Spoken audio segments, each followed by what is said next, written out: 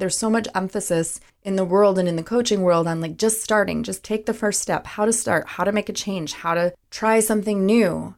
And a lot of times it's actually not the first step that's hard. It's the middle. It's the murky, muddy middle where we don't know if it makes a difference, where we don't know if we're on the right track. We don't know if what we're making is any good. We don't know if anyone will care. We don't know if it's going to be successful. The excitement of the fresh new thing is kind of seeped out and the reality is starting to sit in. And what happens next? You are listening to the Creative Impostor, episode number 49.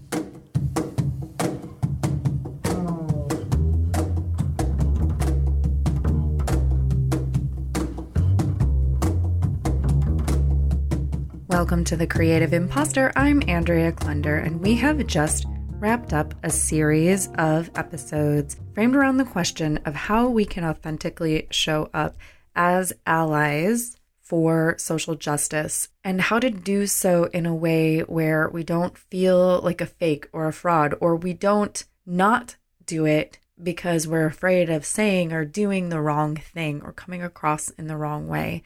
And I had 3 awesome interviews with 4 incredible women over the last few weeks. And I do hope if you haven't already, you go back and listen to those interviews, because I feel like this is a conversation that could and should and needs to go on and on and on. This is not the end. This is only the beginning of this dialogue. And so I would love to get some feedback from you and find out what you think and how those episodes landed with you. You can reach out to me via the Creative Impostor Facebook group or through thecreativeimpostor.com/contact. And this month of October, we are moving into a new theme centered around how to show up and authentically navigate change. How to step into a new identity, even when you've already established yourself in an old one. And particularly, we're going to be talking with 3 different types of coaches who help people navigate these changes successfully. So the next few episodes are going to be featuring Katy Flatau of Mindful-U, who is a coach who helps people navigate career change. So what do you do when you're already successful at what you're doing by all outward appearances, but there's something missing inside? Katy is someone who has seen me through a lot of changes and inner turmoil, shifts in my business and in my career. She's known me since I had my startup yoga studio. She's been my coach. She's been my business partner. She's been my friend. So we have a pretty deep conversation to share with you. Also, Nikki Ricks of Gab Lab Chicago. Nikki is a brand new acquaintance of mine, and she is a coach who is all about making connections. Specifically, her business, Gab Lab, helps creative women entrepreneurs who've established themselves and their identity within their brand, and now they're ready to grow and reach out, and they're like, okay, what next? And then, hopefully just in time for Halloween, we'll be talking with Tanya Gonzalez, who is a tarot life coach, the creator of Woo Woo Witchcraft, and the author of The Little Book of Woo Woo. And Tanya is going to be sharing with us how to open yourself up to the magic that you already contain within yourself. So Katy is going to be working with us on change, Nikki on connection, and Tanya on magic. So if you happen to be into yoga and meditation and metaphysics and mindfulness and a little bit of the woo-woo stuff like I am, this feels like a very full spectrum chakra experience that I've lined up without even realizing that I did it, where Katy and I are talking a lot about the roots of the chakra system. So like first and second chakra type stuff up into the third chakra. And then Nikki is doing third chakra, which is like your personal power center and your heart center, like extending out like the branches of a tree from your heart. And then up into the fifth chakra, communication. And then Tanya is really guiding us into the spiritual realm of being open to chance, divine wisdom and intervention, up into the sixth and seventh chakras, in more of the metaphysical and spiritual realm. So it's really quite a full spectrum of the chakra experience. And if you have no idea what chakras are or what I'm talking about, it's okay. Send me a message and I'll send you something on that. So what prompted this particular theme? Well, resistance, of course, one of my favorite topics. In fact, you can go back and listen to an earlier episode of The Creative Impostor that is all about resistance, and I will link to it in the show notes. You know that feeling when you know what to do, or there's even something that you really want to do, but you just cannot find the internal motivation to actually do it. So many of you have heard me talk about Charlotte Alea of Dream Intuition before. Charlotte is who I've been learning tarot from this year, and I have an interview with her in an earlier episode that I will, of course, link to. And I am in Charlotte's private Facebook group that you can join as well, called the Sacred Sojourner Space. And in that Facebook group, Charlotte posts prompts on Fridays for us to do a personal reading for ourselves around. And 2 weeks ago, she posted the following prompt, which was, with the sun as our guide this week, let's imagine ourselves stepping into its direct light. What aspect of you, previously hidden, is ready to be fully illuminated? Draw one card and share what you discover in the comments below. So I needed to distract myself from my administrative work for a moment and thought I will do this prompt. And what card did I draw? I drew the Death card, one of my favorite, most dramatic, most intense cards in my tarot deck. The deck that I use is the Fountain Tarot, and the Death card is like a nighttime sky in the woods with some trees, some like ghostly looking trees with no leaves on them, and there's a skull up in the sky where the moon should be, and there's this ghostly image of a horse in the center of the card with glowing eyes. And this is a really funny aside, but I have a cat and she's black and she's very quiet. She's petite and quiet. She doesn't make a lot of noise. And whenever it's dark in the apartment, sometimes she'll just suddenly appear and I can just make out this vague shadow of a figure. I don't always know whether it's her or not until I can see like the glow of her green eyes and the slight amount of light from the window. And so for some reason, every time I see the horse on this Death card in my deck, I always think of my cat. I don't know.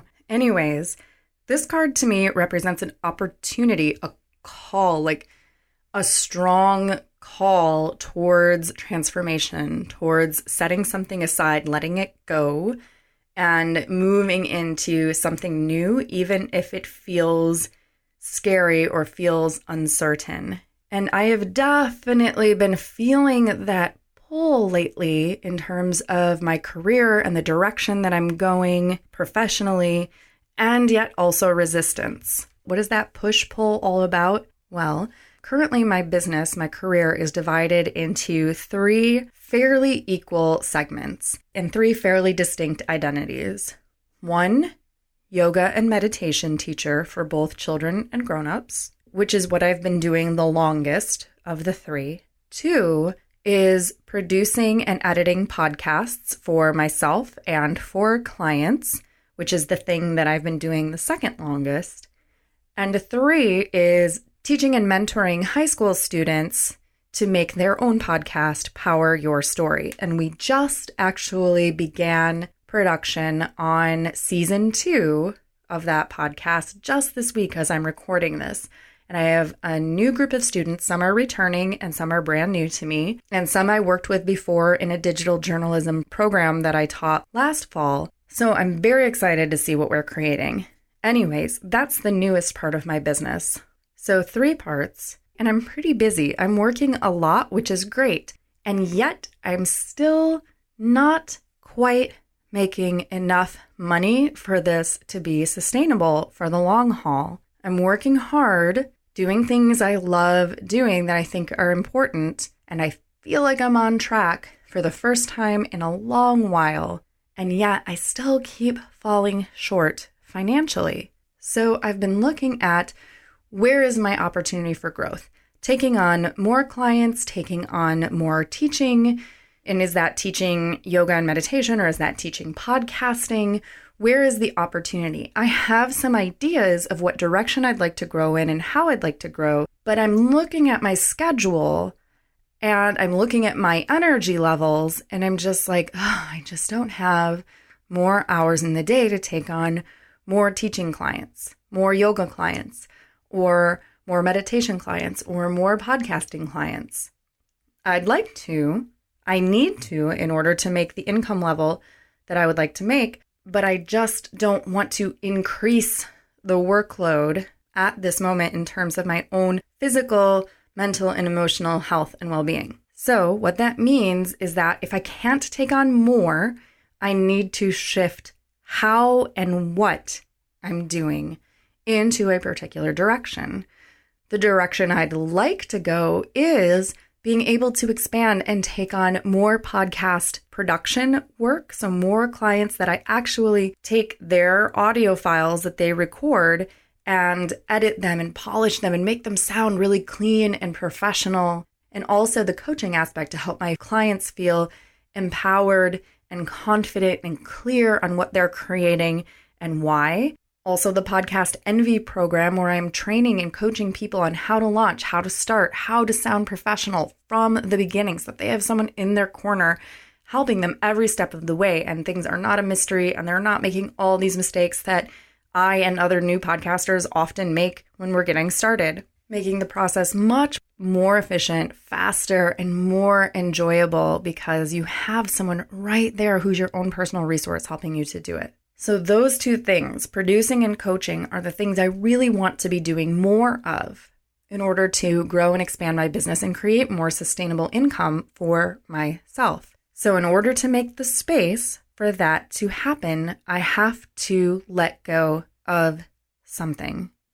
And in order to get exposed to more people so that I can connect with and meet those people who want those kinds of services and need those kinds of services and want to create their shows and need a guide standing beside them and need a mentor, need a coach. In order to get in front of those people, I have an idea for a brand new podcast that I want to launch that is specifically a podcast about podcasting, and not just a how-to, because it will be that, but specifically the craft of podcasting, like how to know if your podcast is good and how to make it good and how to make it connect with other people and how to have fun with the format and really use the medium of audio to its fullest, how to tell a story with your podcast, not just a story within each episode, but a story that encompasses your entire show. So like, for example, the Creative Impostor, I try to tell stories in the actual interviews and in the solo episodes that I do.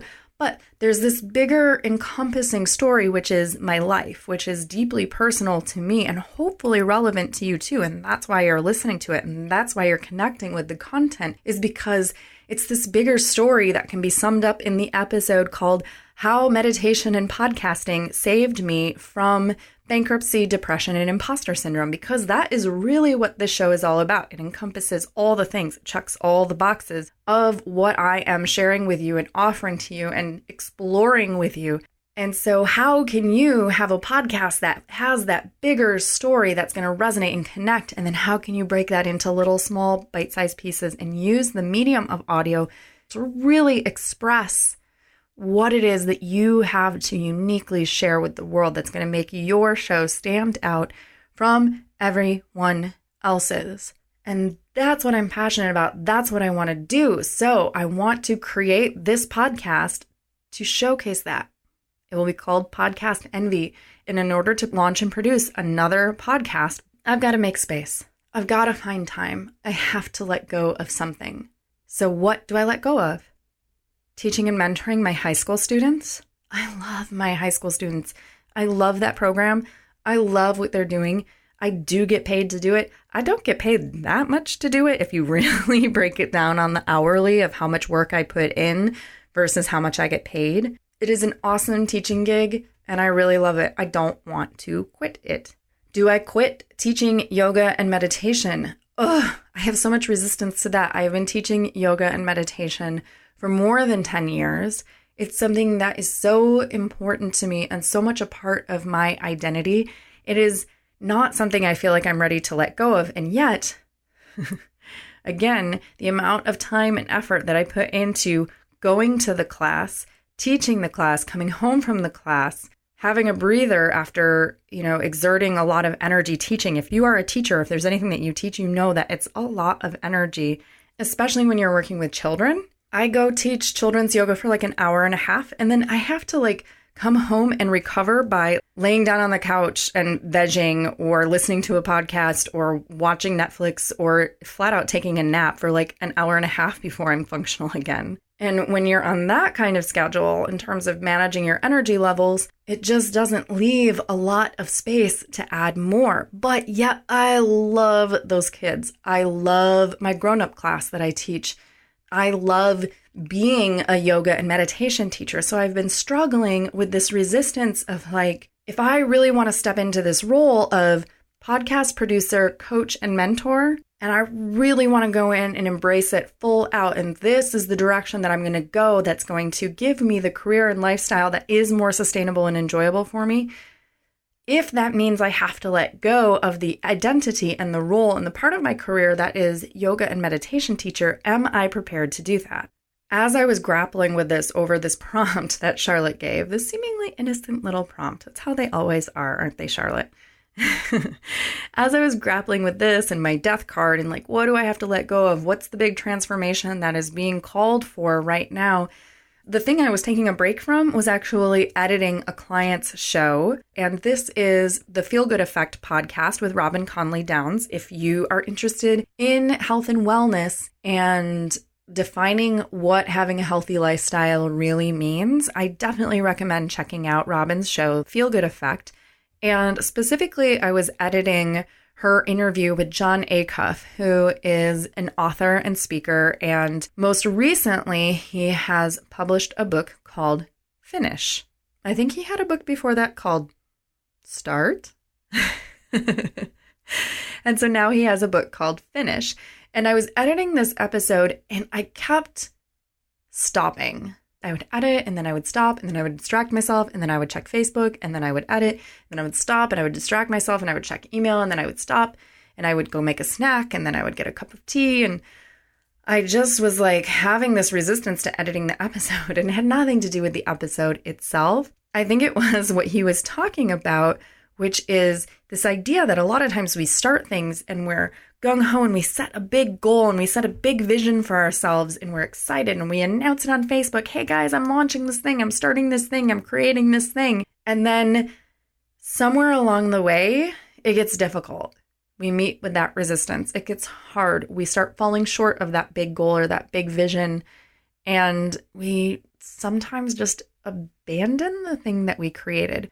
And in fact, I've even created an e-course called How to Start Anything because I'm so good at starting new projects that I thought, oh, other people must need help with this because they have ideas, but they just don't know how to take the first step, right? There's so much emphasis in the world and in the coaching world on just starting, just take the first step, how to start, how to make a change, how to try something new.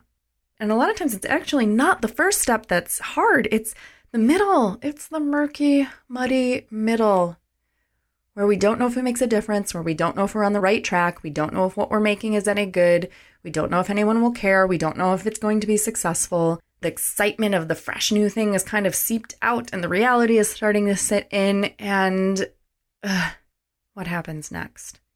And that's kind of how I feel about this whole podcasting thing. It's I'm right there in the middle, that murky, muddy middle. Okay, I started this thing. I have a vision for where it could go next. But can I see it through?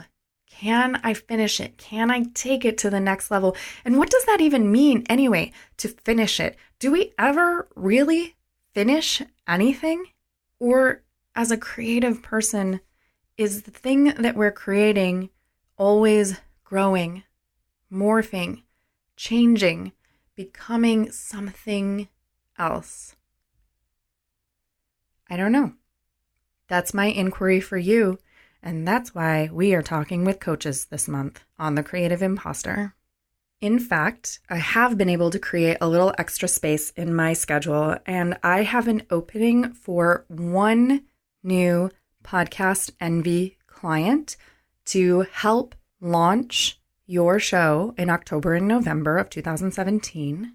And I have space for one new production client for the Creative Impostor Studios, where you already have a podcast or you're about to start your podcast and you need those post-production support services to really make sure your show is amazing and sounds the best it possibly can.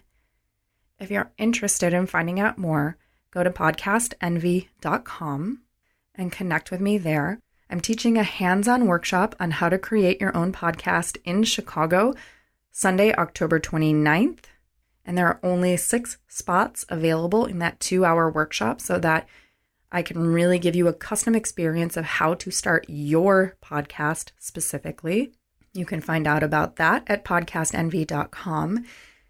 And if you really just need to take a deep breath and get clear on what your next steps are, what your passion, what your purpose is, and where to go next, you can get my Yoga Nidra creative visualization and guided meditation at thecreativeimpostor.com/magic. I'm excited to bring you the next few episodes with coaches Katy, Flatau, Nikki Ricks, and Tanya Gonzalez. And I'm looking forward to connecting with you over email, in the Creative Impostor Facebook group, in the Chicago Women's Creative Collective, and anywhere else our paths may cross. This episode was mixed by Edwin Ruiz of Mondo Machine. Our theme music is by Jovia Armstrong. Are you a musician? Would you like to have your music featured on that new podcast I'm creating called Podcast Envy? Reach out to me, thecreativeimpostor.com/contact, and let me know. Also, would you like to be featured on the Power Your Story podcast produced by my high school students? We are currently taking questions for our student producers for season 2. Anything you've ever wanted to ask a high school student. We've already gotten some really great questions. Everything from what motivates you to how do you define beauty, and a lot of other great questions. So if you would like to pose a question for our student producers for season 2, please either message me on Facebook, send me an email through the contact page, or you can even record a voicemail introducing yourself, your business or website if you have one, and asking your question. And if you do it that way, we'll actually play the audio of your question instead of just reading it out loud on the show. I will include the link to SpeakPipe, the voicemail service that we use, in the show notes for this episode at thecreativeimpostor.com/049. I thank you so much for listening, and I am wishing you a week filled with the confidence to embrace change, connection, and magic.